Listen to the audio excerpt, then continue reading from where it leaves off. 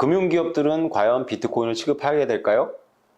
사실 금융기업이 비트코인을 취급한다. 예를 들어서 시티뱅크에서 미국의 노인들 대상으로 이렇게 적당한 투자 상품이 없으니까 그러면 창구에서 비트코인과 이더리움과 뭐 이러이러한 화폐에 투자하십시오. 뭐 이렇게 창구를 만들어서 운영한다. 뭐 꿈과 같은 이야기죠.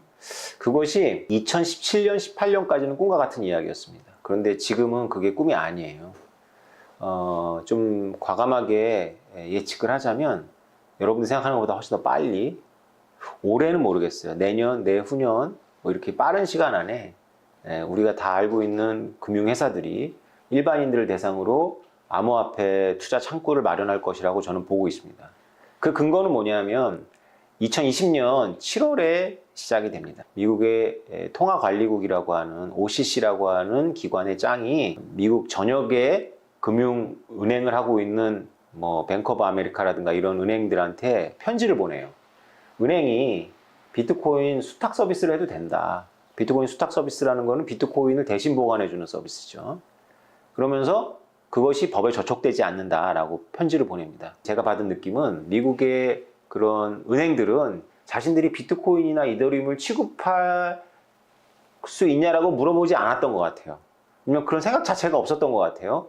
그냥 많은 경제학자들이 생각하는 것처럼 기존의 금융기업도 달러가 기반인 브레튼 우드 체제에서 운영을 하고 있기 때문에 당연히 달러에 도전하는 것은 말이 안 된다라고 생각을 하면서 비트코인을 좋아하지 않았었던 것 같아요. 그런데 갑자기 금융감독청의 짱이 은행들 보고 너희들 비트코인, 이더리움 이런 거 수탁 서비스 해도 돼 라고 말해서 아마 충격을 받은 것 같아요.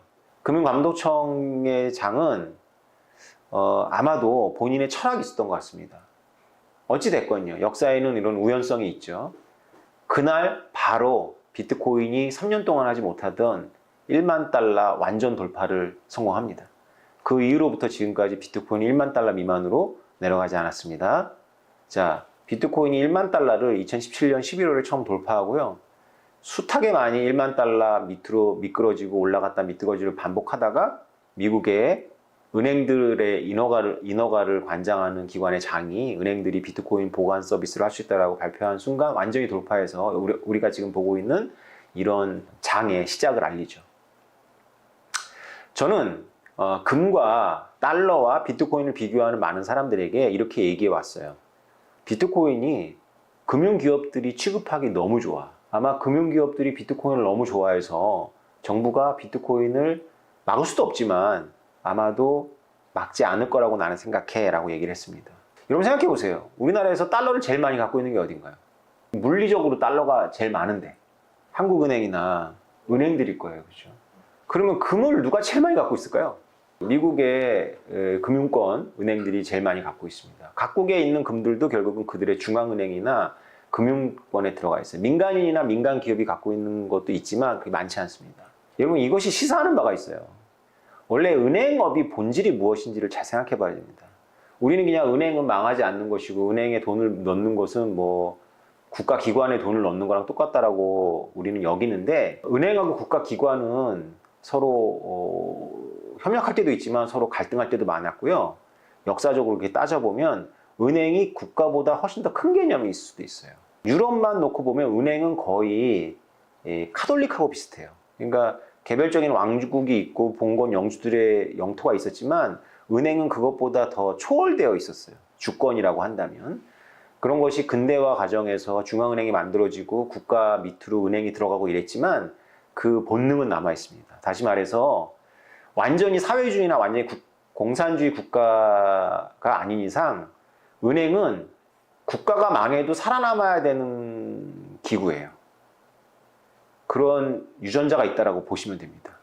그것이 우리나라 사람들한테는 되게 낯설 텐데 국가가 최종적인 거지 국가보다 은행이 더 살아남는다? 과연 그럴까요? 유럽의 오래된 은행들은요 국가보다 오래 살아남았습니다. 그죠? 그러니까 은행들은 그런 본능이 있어요. 자, 은행들이 결국은 그래서 가장 믿을 만한, 신뢰할 만한 자산을 모읍니다. 그 은행들의 자산은 물론 은행들의 것은 아니에요. 은행에 수탁한 사람들의 것이죠. 근데 은행 면허라는 게 무엇이냐면 남이 맡긴 것을 지 것처럼 쓰는 게 바로 은행 면허예요. 그 은행만 할 수 있는 일이에요, 그것이. 여러분들이 은행에다가 돈을 저축하면서 이거 누구한테는 꺼주고 누구한테는 꺼주지 마세요라고 할 수 있어요? 못 하잖아요. 그냥 은행이 알아서 하는 거예요. 여러분들이 돌려달라고 할 때 그냥 돌려주면 되는 거죠. 그래서 은행의 자산이라는 개념은 은행의 자본하고 헷갈리면 안 돼요. 은행의 자본은 순자산이고요. 자기네들의. 은행의 자산은 모든 은행을 이용하는 사람들이 은행에 맡긴 거죠. 그래서 은행에는 뭔가 값 나가는 것들이 다 금융권에 포섭이 됩니다. 왜 그러냐 하면 여러 이유가 있지만 가장 중요한 것은 은행이 살아남기 위해서겠죠. 어떤 경우에도 국가가 망했을 때 살아남는 것이 바로 은행이 갖고 있는 은행의 유전자입니다. 유럽에서 발달했기 때문에 그렇습니다.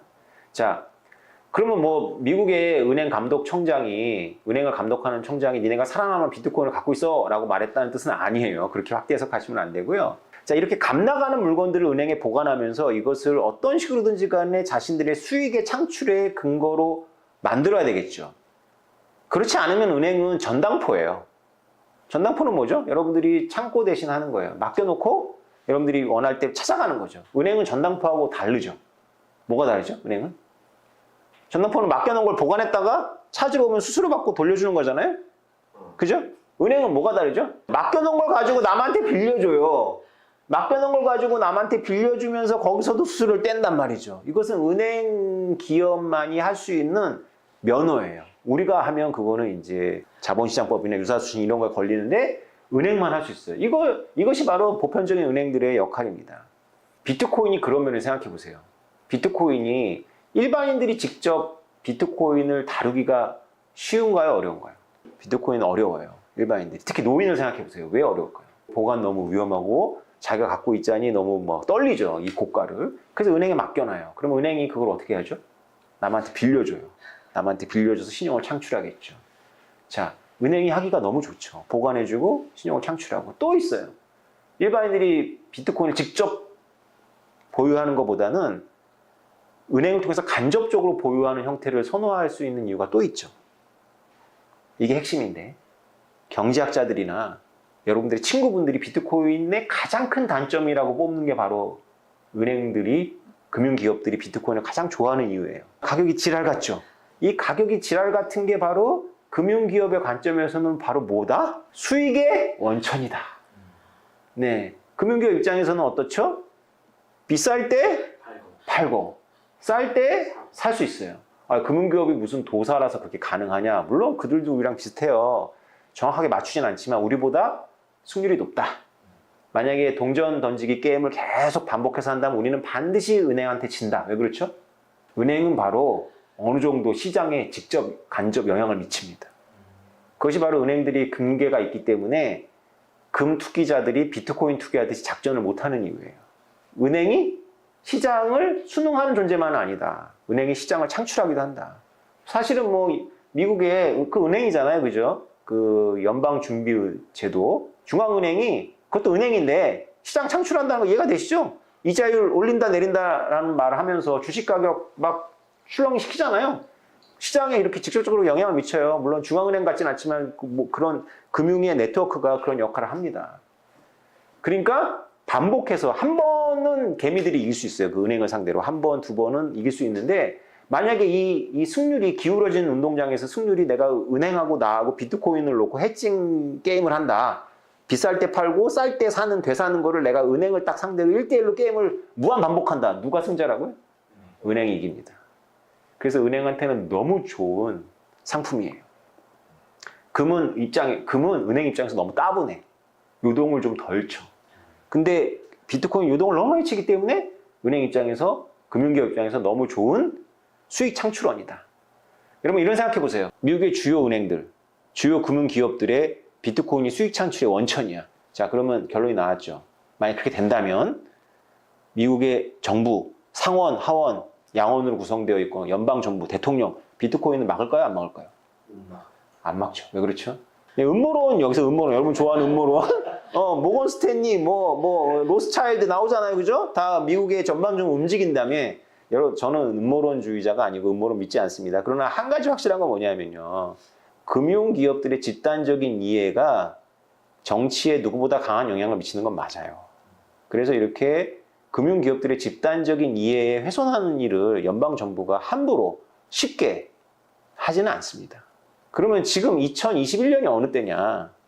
미국의 연방정부는 지능이 높습니다. 2014년도 제가 공부할 때 이미 비트코인 못 막는다, 기술적으로 못 막는다 알고 있었고요.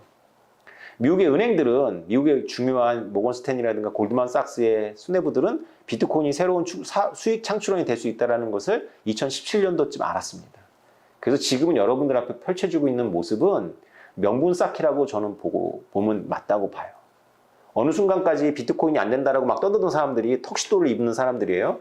그 사람들이 갑자기 비트코인이 신뢰의 근간이야라고 말할 수 없잖아요. 금융혁신의 원천이라고 말할 수 없잖아요. 그래서 명분을 쌓고 있는데 여러분들이 그들이 말을 보지 말고 그들의 선택을 보면 어느 순간에 제가 지금 주장했던 것들이 이루어져 있을 거예요. 할머니, 할아버지들이 비트코인과 이더리움을 은행을 통해서 간접 소유하고 은행들이 그 비트코인과 이더리움 운용해서 이자 수수료 받는 수익도 창출하고 또 해칭을 통해 가지고 엄청난 수익도 창출하고 이런 일을 할 겁니다.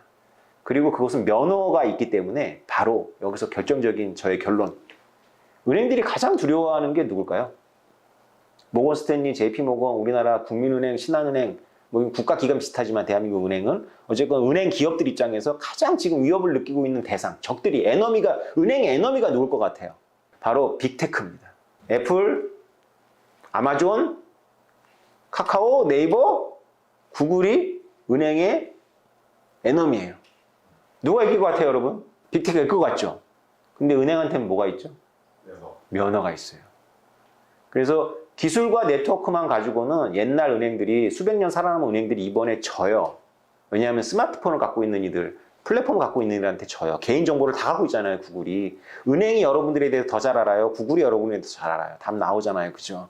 그런데 빅테크가 이기기 어렵습니다. 왜 그러냐면 이건 제 추정이에요. 면허 때문에 그런데 국가가 면허를 주관하기 때문에 빅테크는 또 빨리 움직이지도 못했죠, 비트코인에 대해서. 근데 은행들이 만약에 정신 차리고 비트코인과 이더리움을 자산으로 포함시키고 모으면 모을수록 국가에서 보호해 줄 거기 때문에 은행들만 할 수 있는 고유 영역이 생기고 비트코인, 빅테크라는 플랫폼에 뺏기지 않은 사업의 고유 영역이 생깁니다. 저는 이것 때문에 금융기업이 결국은 비트코인과 이더리움을 취급할 것이다라고 거의 확신합니다.